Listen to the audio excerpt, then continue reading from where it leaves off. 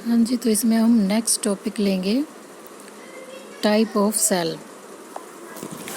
तो आपकी जो सेल होती हैं ये 2 टाइप की होती हैं on the basis of organisation. ठीक है, prokaryotic cell and eukaryotic cell. तो इसको आप ऐसे याद रखें, P4 प्रोकैरियोटिक और P से पुराने टाइप की सेल। ठीक है, तो इसमें जितने भी फीचर होते हैं वो बहुत पुराने हैं, यानी कि जो सेल हमारी सबसे पहले बनी थी जब कभी लाइफ ओरिजिनेट हुई थी अर्थ पे, तो उस टाइप इस तरह के जीव पाए गए थे। ठीक है, तो ये वो वाले फीचर हैं सारे। और जो ये यूकैरियोटिक सेल हैं ये बिल्कुल आपकी एडवांस सेल हैं, इनमें जितने भी फीचर हैं वो बहुत ही एडवांस हैं।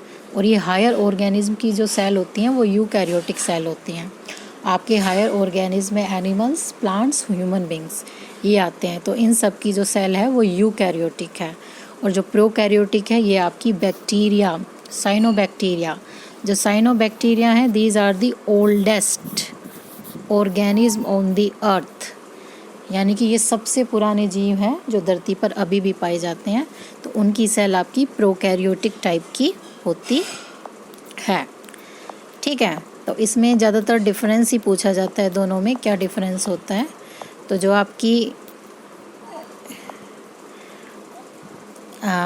आपकी प्रोकैरियोटिक सेल हैं ये ज़्यादातर साइज़ में छोटी होती हैं, ये वाली साइज़ में इससे थोड़ी बड़ी होती हैं। ठीक, nuclear membrane is not present around the nuclear region. जो आपकी प्रोकैरियोटिक सेल है, इसको मैं ग्रीन से बनाती हूँ, ये आपकी प्रोकैरियोटिक सेल हो गई। इसके अंदर ये आपका न्यूक्लियस हो गया।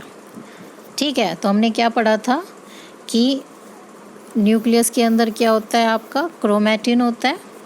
ठीक है, और उसके चारों तरफ आपकी डबल मेम्ब्रेन स्ट्रक्चर होती है जिसको हम क्या बोलते हैं, न्यूक्लियर मेम्ब्रेन। तो इसमें ये न्यूक्लियर मेम्ब्रेन नहीं होती है प्रोकैरियोटिक सेल में।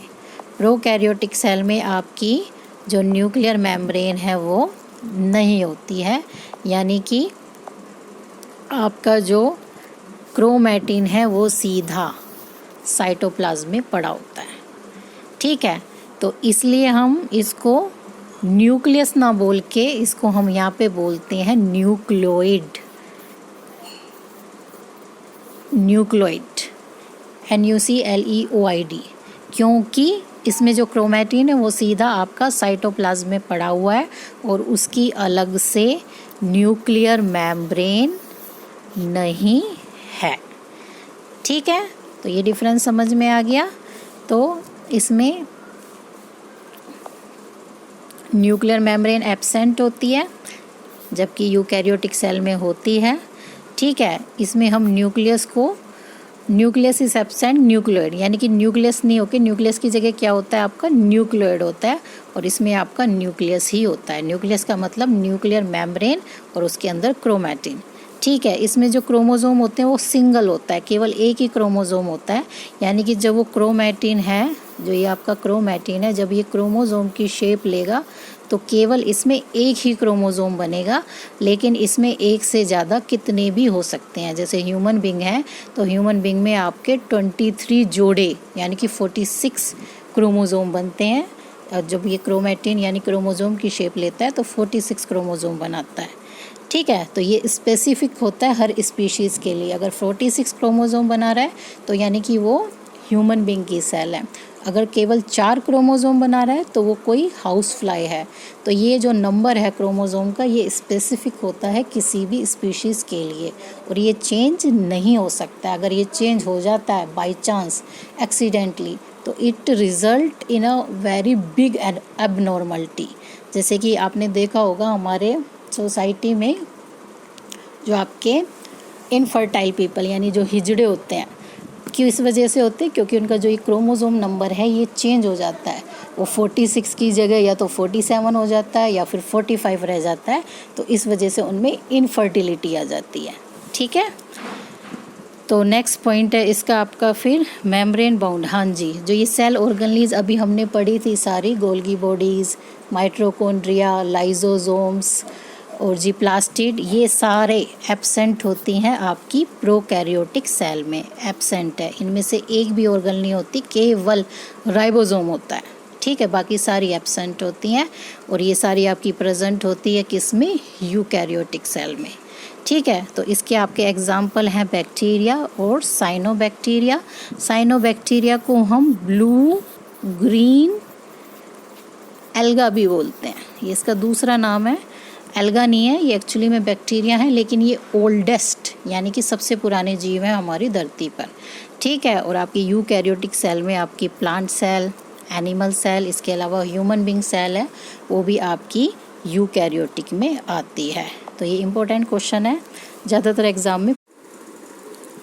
हाँ, तो आपका नेक्स्ट टॉपिक है इसमें अब हाइपोटोनिक सॉल्यूशन। तो आपके सॉल्यूशन है, 3 टाइप के आपके सॉल्यूशन होते हैं, हाइपोटोनिक, हाइपरटोनिक और तीसरा होता है आपका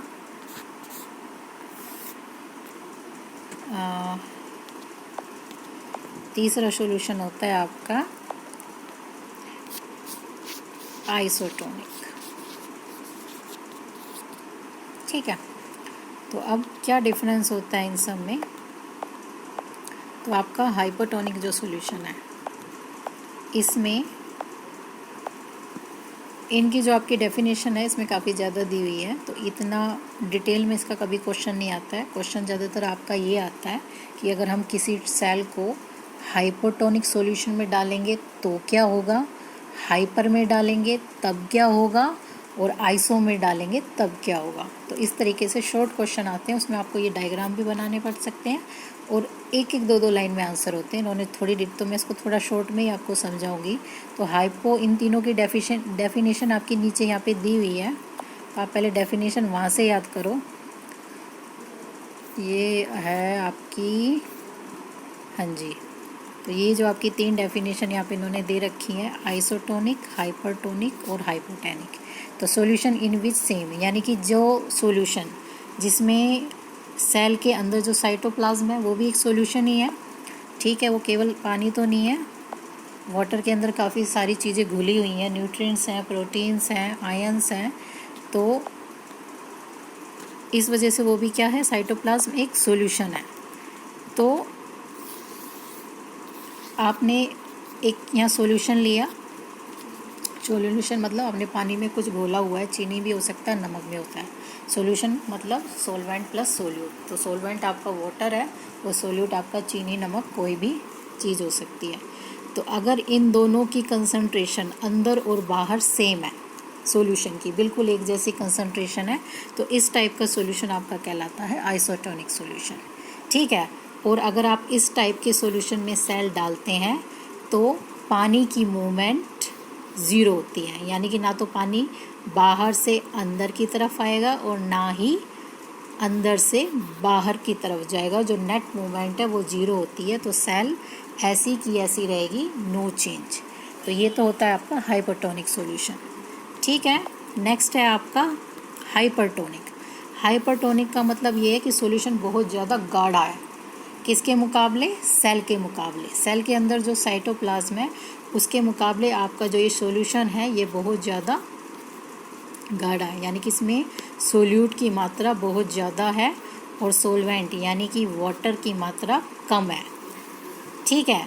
तो यानी कि आपका जो वाटर है वो कहाँ ज़्यादा है, मैं इसको दूसरे कलर से दिखा देती हूँ। ये आपके सपोज़ करो वाटर मॉलिक्यूल है और जो ये पिंक है ये आपका सोल्यूट है।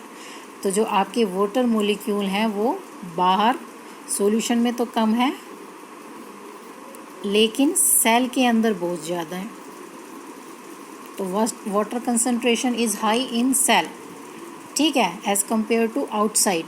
तो जो पानी की मूवमेंट है वो किस तरफ हो जाएगी, हाई से लो की तरफ, यानी अंदर से बाहर की तरफ। तो रिज़ल्ट क्या होगा, द सेल विल श्रिंक, सिकुड़ जाएगी, ठीक है। तो यानी कि अगर आप सेल को हाइपरटोनिक सॉल्यूशन में डालते हो तो इट विल श्रिंक। और हाइपरटोनिक सॉल्यूशन क्या होता है, the solution in which concentration of water molecule in outside medium is lower, यानी कि पानी की मात्रा बाहर वाले सॉल्यूशन में कम होती है as compare to inside the cell.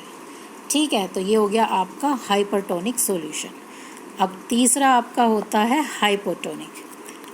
Hypotonic solution. तो हाइपोटोनिक सॉल्यूशन में क्या है, इसमें जो बाहर है आपका the medium surrounding the cell has higher water, यानी कि बाहर के मीडियम में, ये आपकी सेल हो गई, बाहर के मीडियम में वाटर की कंसंट्रेशन ज़्यादा है एज़ कंपेयर टू इनसाइड। ठीक है, सेल के अंदर कम है और बाहर के सॉल्यूशन में पानी की मात्रा ज़्यादा है। ठीक है, तो जो पानी की मूवमेंट है वो कहाँ से होगी, बाहर से अंदर की तरफ होगी, और रिजल्ट क्या होगा, दिस सेल विल स्वेल, फूल जाएगी।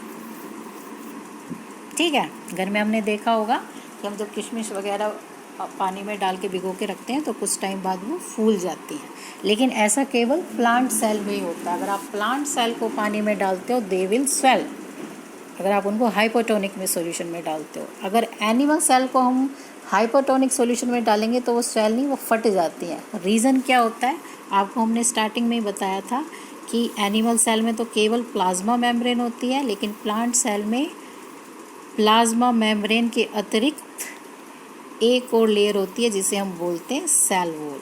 तो जब ये स्वेल करके ये खिंचती है, क्योंकि फ्लेक्सिबल होती है प्लाज्मा मेम्ब्रेन, तो सेल वॉल उल्टा इस पर प्रेशर लगाती है और इसको फटने से रोक लेती है।